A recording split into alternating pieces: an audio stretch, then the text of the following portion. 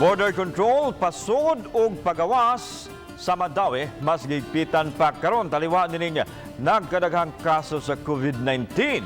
Adunay live report si Nico Serino. Nico.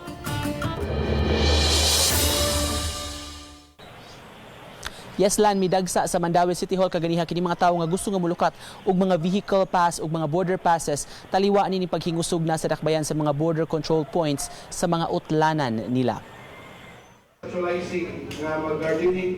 Subling ni patawag og meeting karong adlaw ang kadagkuan sa City Hall ug sa taga PNP ug AFP. Gihisgutan ang border control checkpoints, pasud ug pagawas sa Mandawi.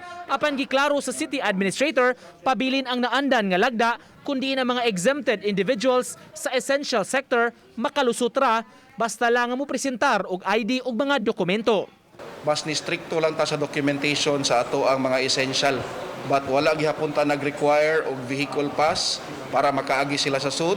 Wala gihapon ta nag-require og border pass nila. Taliwa sa nagkadaghan nga kaso, labi na sa syudad sa Sugbo, higpitan ang monitoring sa mga border barangays sa Mandawi. Kini aron mabantayan kung doon na ba yano ra nga mulabang sa utlanan.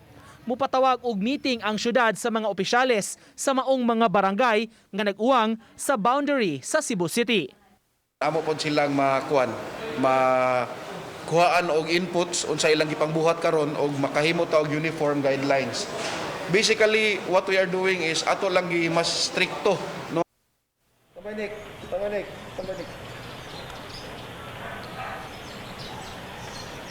Lan mismo si Mayor Cortez miangkon nga doon nagiuban nga miabusar nining pribilehiyo sa pagbiyahe o paglabang pinaagi sa uban nga mga essential services. Mao nga gusto sab siya nga matutukan kini sa mga security forces labi na diha mismo sa mga border points aron na mahingusgan gyud ang kampanya kontra sa COVID-19. Lan.